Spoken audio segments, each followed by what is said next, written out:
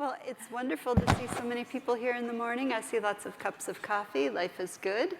Thank you for joining us. I think you're going to find getting up today is well worth it because we've got amazing brand builders today who are here not to talk about AI, but to talk about where they are in their journey as a DTC company, what challenges, initiatives they're undergoing, and then they're going to give you some tips. So that as you're on your own way, you can maybe avoid a little bit of scar tissue or find some easier ways to get done what you want to get done. So we're going to start out, you see who we are here. We're going to start out, and everyone's going to give a little context, introduce their brand in the context of where they are in their journey, because we've got a variety of different companies who are at different stages in development. So I think you'll be able to learn something from each of these individuals. So Greta, we're going to start with you. Thanks, Patricia. Thank you, everyone, for being here at the first one. And lucky you. Yes. I'm Greta Meyer. I'm the co-founder and CEO of Sequel. We are a feminine hygiene company working on next generation products for personal care for women. So we have designed a new type of tampon that is designed to absorb more evenly and be more comfortable. It's a hugely stagnant space, so because it's a class 2 medical device, manufacturing challenges, we see a lot of private label solutions in this space, but no actual product innovation. My co-founder and I started this company over 5 years ago and have been in the R&D phase ever since. We achieved our FDA clearance. We scaled up our manufacturing, and now we're really entering our commercial phase. So we're fully direct to consumer this year. We just launched in January, so please check out our website. And yeah, thank you very much. Happy to be here. It's really exciting to have you here because it's true. It's an essential product that has not changed as far as functionality in many years, so well done. Amy? Hi, I'm Amy Carr. I'm the Chief Marketing and Digital Officer for ThirdLove. We are a intimate apparel company, and we've been around for 10 years now, so I like to say we're more of like a teenager. It's still very much a startup, but we have 10 years behind us. We sell in mostly direct to consumer. You can check out our website, but we also have wholesale partners like Neiman Marcus. We sell on Amazon, so we have more than just our own website. So I first found out about ThirdLove at an eTail, right when the company was launching. So not only do you get to hear advice from brands, you can discover new products too. Calvin? Yes, my name's Calvin Lammers. I lead digital and media for Necessaire. We're a personal care, skincare company. Started out in body care, body wash, body lotion, have since expanded into hair care, and most recently launched our new deodorant line. We started DTC first, so we were digitally native about 6 years ago, expanded into wholesale, Nordstrom, Sephora, and most recently into marketplaces, specifically Amazon, 2 years ago. So widely available, primarily focused on domestic US, have a smaller international presence in Canada, UK, and Australia. Excited to be here. Thank you for joining us. Interesting that you've got the international business down, so maybe that's something we can hear more about. And Sara, hello down there. Hello. Hi, I'm Sara. I'm the co-founder, co-CEO of Hugh and Grace. I'd like to give a quick backstory. I never thought I'd be at a retail conference or speaking at a retail conference. The reason my husband and I started the company is because we struggled with unexplained infertility for 14 years. Could never get pregnant, top doctors across the country, and our 6th round of IVF for the best doctor in Beverly Hills, sobbing, saying like, what else can I do to get pregnant? And he said, what chemicals you spray around your house and what skincare and wellness products are you using? Because that impacts your hormones. And realized I was always putting on a hormone cream with all my rounds of IVF, and my hormones would spike. So what we say, what goes on and around your body impacts your hormones. We're a hormone health company, but the best part of the story is my husband's sister volunteered to be our surrogate, gave birth to our son Hugh, and then my sister gave birth to our Grace. So that's Hugh and Grace, the name of the company. We say what goes on in and around your body impacts your hormones, positively or negatively. We are multi-channel. We are coming up on 4 years. One of our channels is direct sales, because we were saying if we need to, people are talking about hormone health now. They were not talking about hormone health 4 years ago when we were launching. So we had direct sales as a component. We are entering Nordstrom online in April and just looking at different, we're scaling this year. So that's kind of the stage where we are right now. Exciting time, lots of growth. So You all are in different places, which is great. So I'd like to ask each of you to share maybe a little more details on a current initiative you're doing, whether it's taking to a new channel, new product launch. Amy, I'm wondering if you can start here and just kind of share with us maybe a project that you've recently completed or a project that you're working on and some things that you've learned along the way. Yeah, one of the things that the team, and actually it's become a company-wide project, is working on is what the next phase of our website's going to be. To date, websites have been largely what I call linear experiences. You click, click, click, it follows a path, it's very linear. And I'm not going to say the A word, but because of the A word, we feel that that experience is going to be much more circular. And so how does that show up on a website? And in order to do that, we have to really know our customer when she lands on the site, even if we don't know her. And so we are working on a technical plus a creative experience when she comes to our site. And for those of you who haven't been to our site, we sell a lot of different types of bras and some underwear. But bras is really unique because we, in particular, make bras that have half cup sizes. We're the only company that does this. And so therefore, some of our bras come in 60 to 70 sizes. And if you think about, we're on Shopify, if you think about 65 sizes times, I don't know, 5 to 10 colors, you can see the permutations of that product get really, in fact, we broke Shopify with the number of SKUs onto one product when we first launched. And so really understanding the customer in terms of size and style. So everyone has different shaped bodies. Some people are more oval, some people are more round, just in terms of how your body actually is. Different bras fit differently. And those aren't data signals we can get in the marketplace. So we're trying to build this next generation website. We'll have the first phase of it launch in April that really understands the customer and can offer solutions for her based on data signals that you don't even know you have. That's really interesting. That'll be super beneficial to Yeah, customers. I can't raise the curtain quite yet, but it's going to be very cool. Mark your calendars for April then. Put a reminder. Calvin, you're next in line. Tell us about an initiative that you've got going.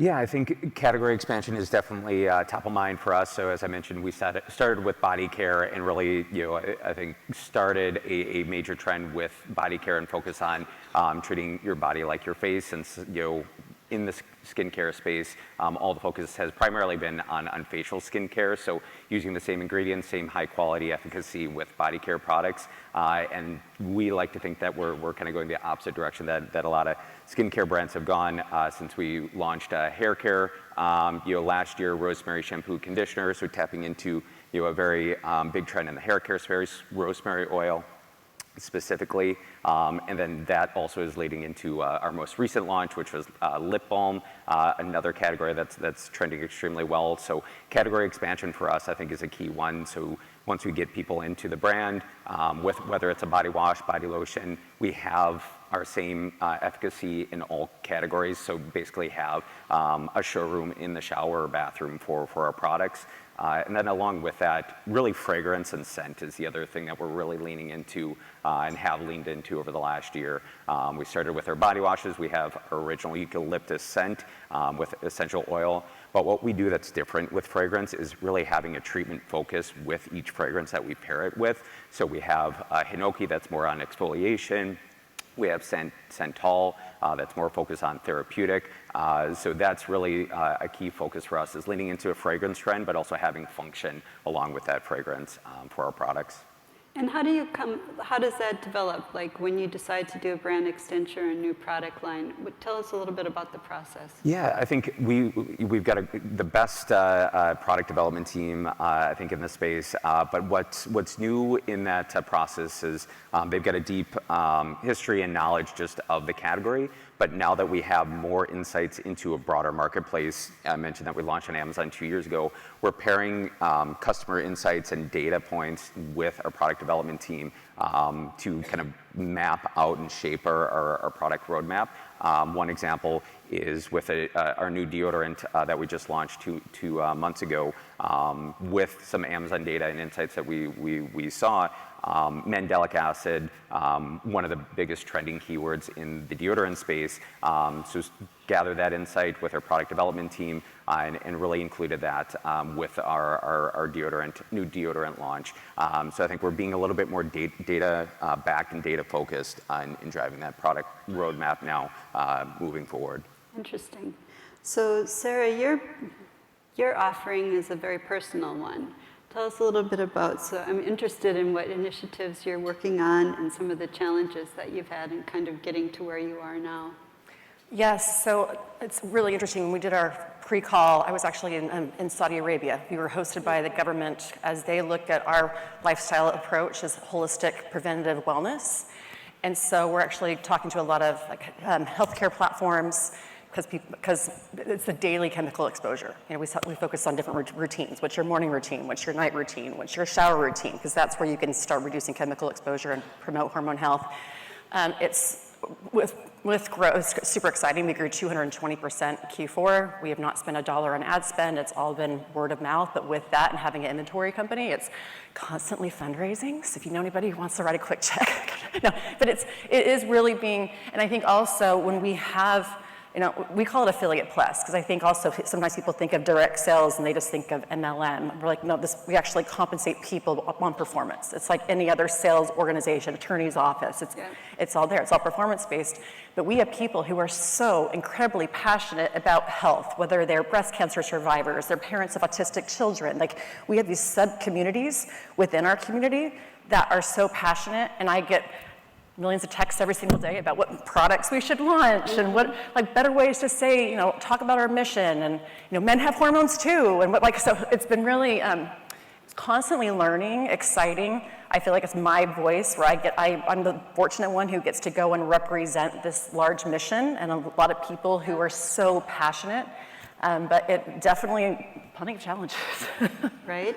Well, it is interesting, and it's wonderful that you've got not just the voice of your client, but the voice of your advocate, who in many cases was a client or is a client, and bringing that all feedback directly to you. But I can see where it'd be slightly overwhelming, right? Yeah. So Greta, where are you? What initiative are you starting? You said you're a DTC primarily now. What's your next step? Yeah, so we are fully on direct consumer right now. I think an initiative that we just had as a company was really aligning with a select few partners for this year. And so that looks like, for our brand, a focus on the female athlete. I think we've seen a huge rise in interest in women's sports. It's very central to our founding story. I was a Division I lacrosse player. My co-founder is also really top-tier athlete. And that's really central to our founding story. We see that as really the most extreme user that we can prove that our product works, with testimonials from Olympians, WNBA players, et cetera. And so we've chosen a couple select partners to partner with this year to get the word out there and really understand, you know, we're going after the same person, we're speaking to the same woman. That's really our archetype. The other focus right now on direct consumer is really social commerce. So we're focused a lot on TikTok Shop. It is a really personal product as well, and so I think what we've found is reviews go really well, and hearing it from someone that's used it often is much more convincing than hearing us explain why it works in the science. People don't necessarily, not that they don't care about that, that's almost like the second question, but it's really, what benefit did you see? And so we're working on amplifying those voices in social commerce, incentivizing reviews, and with affiliate programs as well. And I think that's going to be a huge focus for us in the next coming months. Because education has to be a big part of your platform. And it's interesting that you're using the social platforms for that. You provide them the information, but it's more like it has to come from their heart. Totally. I mean, I think we have a robust FAQ section, and we're always responding to people's questions. However, what I was not expecting is other customers responding to people's TikTok comments asking, you know, what are these materials, or why does this work in this way? We're seeing other people kind of go to bat for us, and similar to some of the learnings at Hugh and Grace, where you're actually listening to that voice of the customer on how can we describe this better. That's been really powerful. That's really interesting. Do you have any of that in your business, Amy, about communities of people coming together? Because buying intimate apparel is a personal thing too, and there's education there that Yeah. has to come by. In terms of community, we also do affiliate plus. We use a platform called ShopMy, which has proven to be very successful for us. We just launched that in January, and we already have a lot of people wanting to share our product. I think much like your product, we can't fight on features and benefits. Oh, my straps didn't slip. Oh, it was made from this. You know, I always say fighting on features and benefits is a race to the bottom.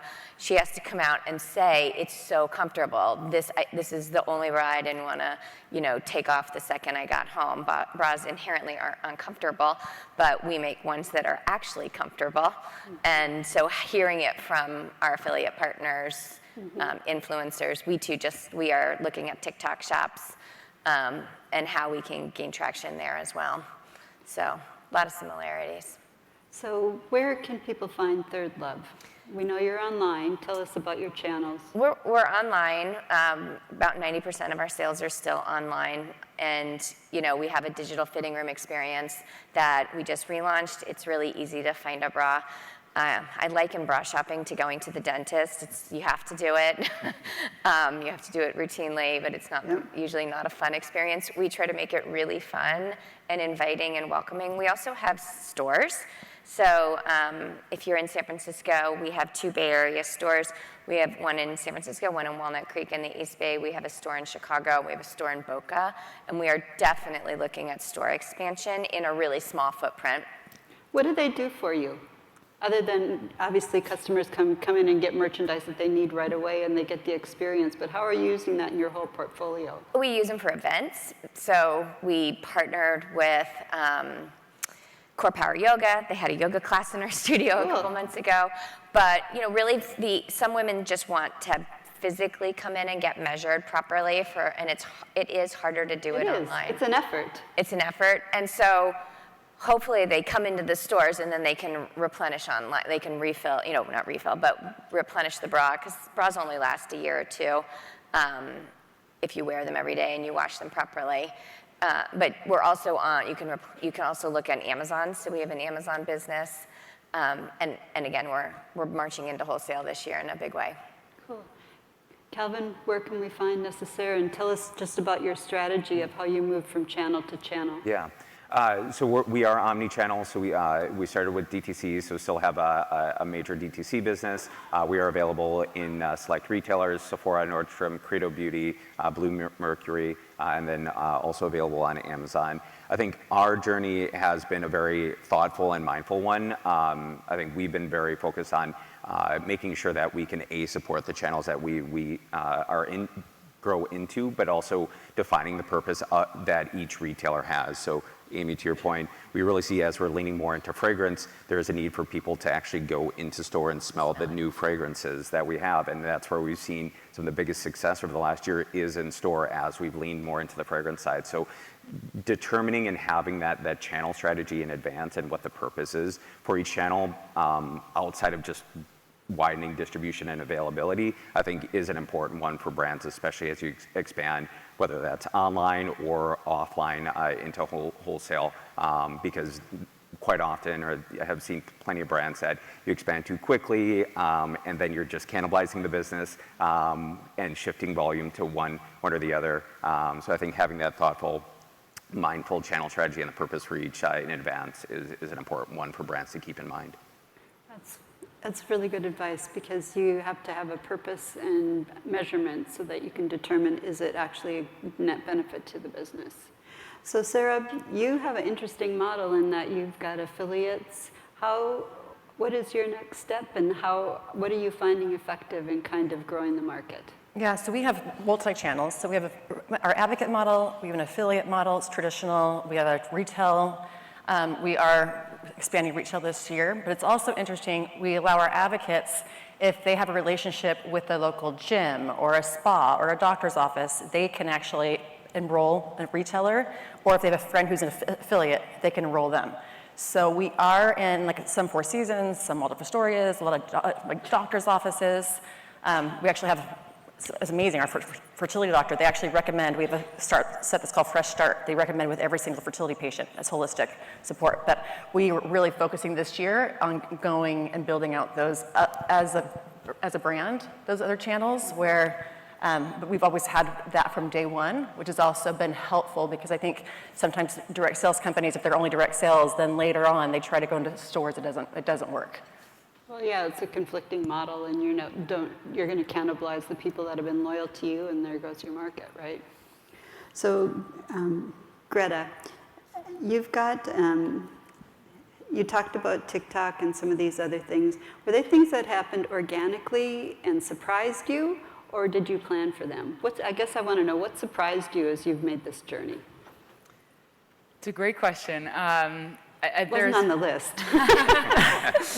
There's been a lot of surprises. And I think really the stage that we're in is this testing and learning. So I think we're very open to those surprises, and no one is jumping to, okay, we know what's going to happen with this channel. I think we are really bullish on TikTok Shop and social commerce for the reasons I explained, that you're getting authentic reviews, you're getting these kind of ambassadors naturally. Well, that's where your market goes. Exactly, and that's what we're seeing is you're looking there, not necessarily on our reviews that are integrated with our website as much time as you can spend on that. They're looking for those really authentic reviews. And I think the surprising thing is, let's see, I would say, yeah, how much people are willing to tell our story for us. I think that's been really a great part, is seeing, like I said, people are asking questions, other people are answering them, sometimes in ways that we wouldn't expect. And then also just the advice that we're getting from other companies. We were just talking about the path from direct to consumer into retail. I think we are very just aware that there are a lot of different paths that you can take. And so I think we want to do the ones that we choose correctly and in a way that's sustainable for the business. And that's how we're approaching social commerce first, and then seeing what are the subsequent chapters for us. Because it's going to be changing fast. The next cool platform is right around the corner, right? Exactly. You don't know where people are shopping in the next couple of months. Yeah.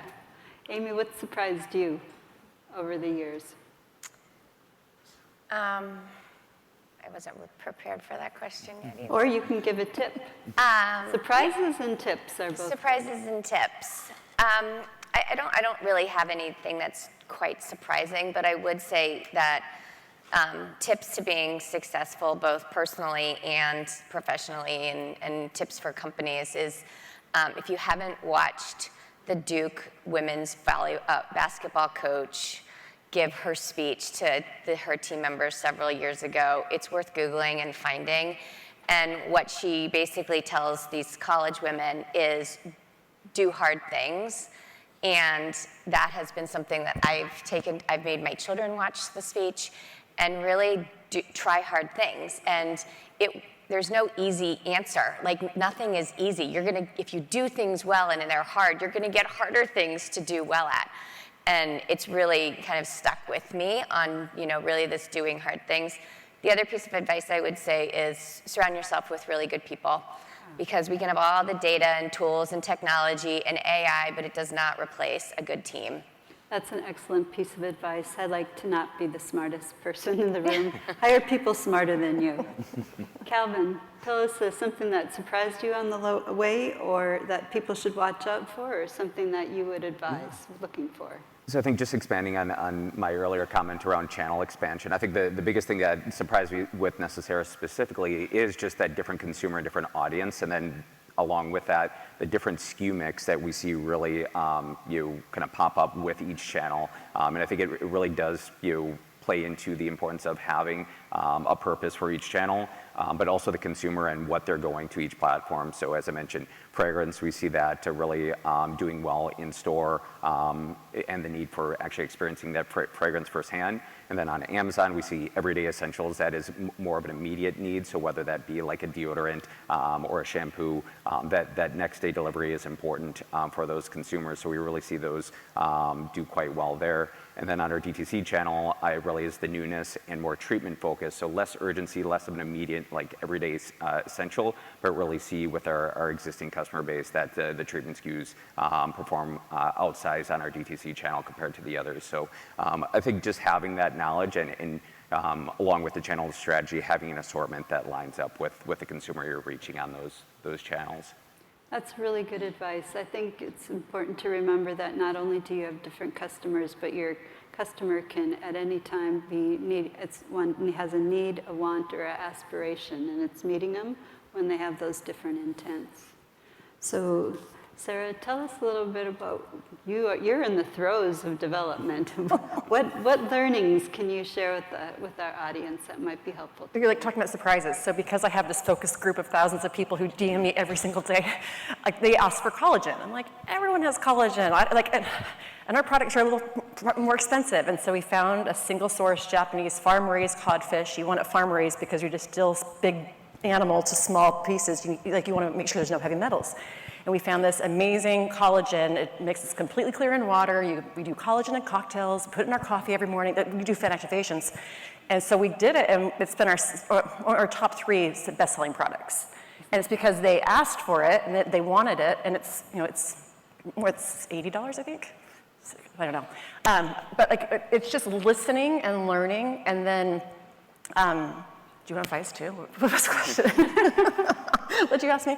No, I love what you said, because my dad always said, Sara, you can do hard. And I think the very end of our 14-year, we finally had our kids, and I couldn't sleep. And it wasn't because Grace was crying. I just told my husband, I'm like, Ben, we learned through so much, and what we know can help so many people.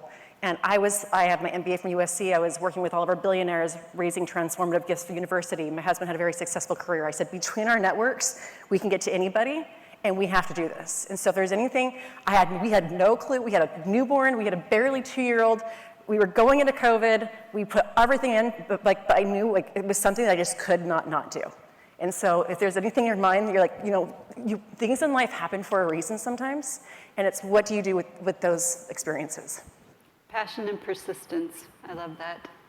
So, Greta, I love that you're a young entrepreneur doing this. What have you learned? What tips would you get someone who's starting ground up?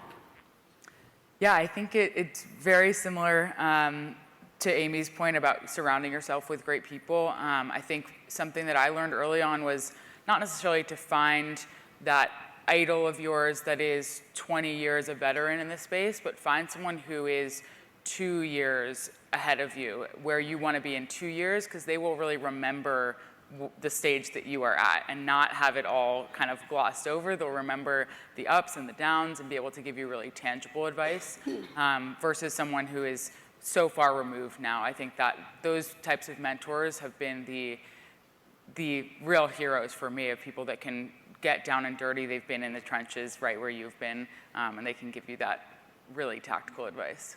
That is excellent. We're at 0. I've had a great time talking to these amazing people. I hope you'll give a round of applause to them for being here. And I would also urge you to stay, because we're kind of a warm-up for my friend Doug Zarkin, who's going to be next. And he's a marketing maven, plus he has a wicked funny sense of humor. So thank you guys very much. It's a pleasure. Thanks, Patricia.